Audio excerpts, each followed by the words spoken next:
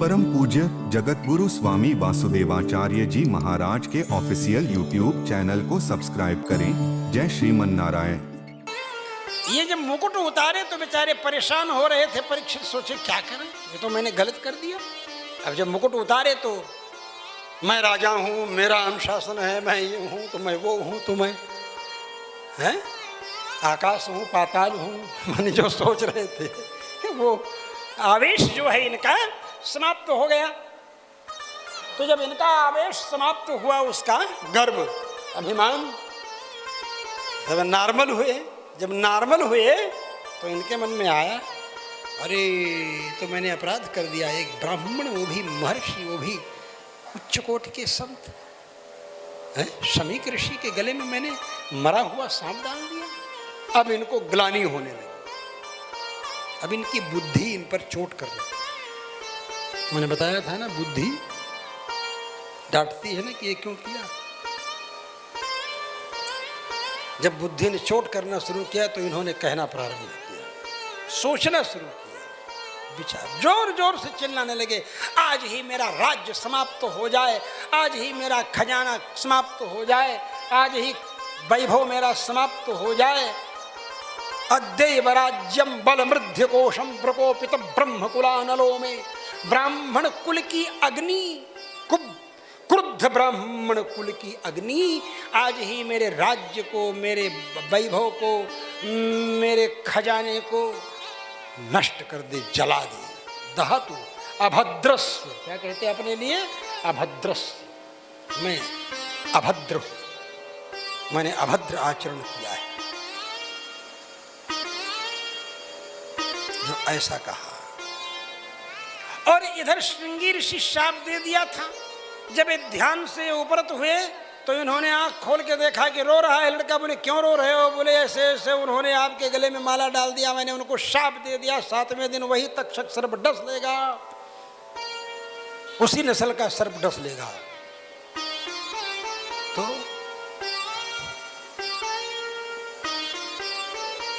बोले रे बेटा, ये तुमने क्या कर दिया?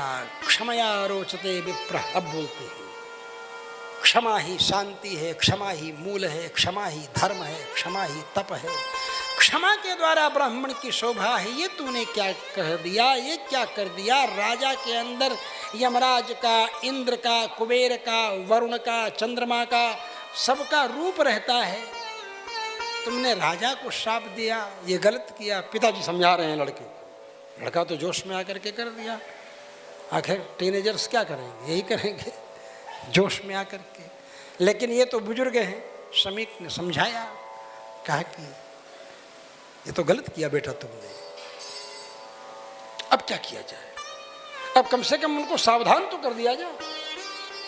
गौरमुख नाम का एक शिष्य, गौर वर्ण का, सुंदर, जिसको देखते ही लोग प्रभावित हो जाए, सोचे अब ऐसा व्यक्ति भेजना चाहिए जिसकी बात का प्रभाव भी। गौरमुख नाम के शिष्य को भेजा। वो जब पहुंचा तो राजा परीक्षित बोल रहे थे मुकुट उतारने के बाद, वो पीछे से वो धमक पड़ा, क्योंकि ब्राह्मण कुमारों को कोई राजभवन में रोकता नहीं था, वो डायरेक्ट जाते थे, समझे? कोई रोकता नहीं था, कोई रोक टोक नहीं। और वो सुन रहा है कि राजा परीक्षित कह रहे हैं मेरे आज ही राज्य नष्ट हो जाए, आज ही। तो उसने कहा अरे राजन, हो गया, आप क्यों चिंता कर रहे हैं? ये सब नष्ट तो नहीं, लेकिन आप ही को नष्ट होने का शाप हो गया है। क्या? तब बताया कि 7वें दिन आपको तक्षक डस लेगा। तब राजा ने जल्दी से ही जल्दी अपने पुत्र जन्मेजय को राज्य सिंहासन पर अभिषिक्त कर दिया और अपने चल दिए। अब जब राजा परीक्षित चले तो इन्हीं के स्टैंडर्ड के और भी लोग इनके साथ साथ हो लिए, पूरा का पूरा कैबिनेट सबके साथ। अब जहाँ जा रहे हैं सब, जाते जाते जाते जाते हरिद्वार के पहले सुखताल है ना मेरठ के पास, वहाँ हरिद्वार के पास गंगा जी की ही धाराएं निकल के आती है। वहाँ पहुँचे, वहाँ किनारा देखा, बड़ा सुंदर था। बड़े बड़े ऋषि मुनि महात्मा लोग थे, सबसे पूछते म्रियमाणस्य को धर्म, मरने वाले व्यक्ति का धर्म क्या है, मरने वाले को क्या करना चाहिए। अब कोई कहे कि ज्ञान करना चाहिए, कोई कहे नाम लेना चाहिए, कोई कहे तीर्थ यात्रा करनी चाहिए, कोई कहे परिक्रमा करनी चाहिए। अरे भाई मन ही नहीं लगेगा, उसको मालूम रहेगा मरना है 7वें दिन, तो उसका किसी काम में मन लगेगा। क्या करना चाहिए क्या नहीं। अब कोई जवाब ही नहीं दे पा रहा था कि करना क्या चाहिए क्या नहीं करना चाहिए। अभी बैठ गए, चारों तरफ से लोग भीड़ लगा करके बैठे हुए थे, और तब तक 16 वर्ष के सुखदेव जी वहां पधारे, समझे। और सुखदेव जी प्रेमणा पठन भागवतम शनै शनै, ज्ञान महाब्धि चंद्रमा इनको कहा है। प्रायो 16 वार्षिकस्तदा व्यासात्मजो ज्ञान महाब्धि चंद्रमा,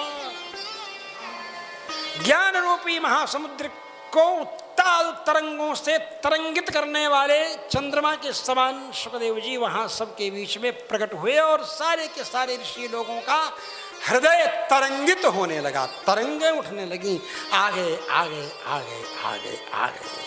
और जब आए तब इनको बताया, जब इन्होंने पूछा क्या करना चाहिए सुखदेव जी से मरने वाले आदमी को, तो सुखदेव जी ने बताना शुरू किया। पहले महापुरुषों का स्मरण किया, भगवान का स्मरण किया, तस्मै सुभद्र श्रवसे नमो नमः, सब बताना शुरू किया, सब वर्णन किया, भक्तों का वर्णन किया। बोले कि उसको भक्तों के चरित्र का श्रवण करना, भगवान के स्वरूप का ध्यान करना, भगवान के चरित्र का श्रवण करना।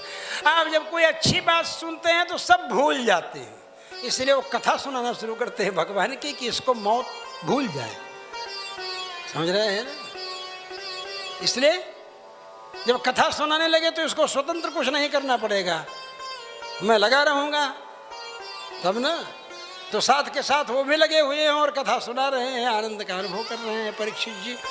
यहाँ तक कि चौथे दिन परीक्षित ने कहा, महाराज ये भूख और प्यास भी मुझे नहीं सता रही है, आपके मुख से टपकने वाले इस भागवत की कथा के अमृत का रस पान करके मैं तृप्त हो गया हूँ, मैं तो बस सुनते ही रहूं, यही मेरा मन कहता है।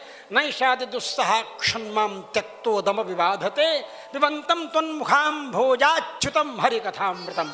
आपके मुख से टपकते हुए भगवान की कथा के अमृत का पान करके आज मुझे भूख ही प्यास नहीं लग रही है। इतने दिनों से पानी भी नहीं पी रहा हूँ, मैं खा भी नहीं रहा हूँ। लोग अनशन करते हैं तो कम से कम पानी पीते हैं, नींबू निचोड़ लेते हैं, अनशन करने वाले लोग। लेकिन यहाँ ये पानी भी नहीं पी रहे हैं, कुछ खा भी नहीं रहे हैं, और कथा सुन रहे हैं, प्रेम से कथा सुन रहे हैं, ऐसे आनंद से।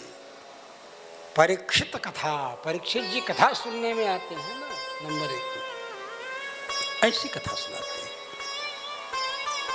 कहते भागवत निरंतर भगवान के चरित्र का स्मरण करते हैं। परम पूज्य जगत गुरु स्वामी वासुदेवाचार्य जी महाराज के ऑफिशियल यूट्यूब चैनल को सब्सक्राइब करें। जय श्रीमन नारायण।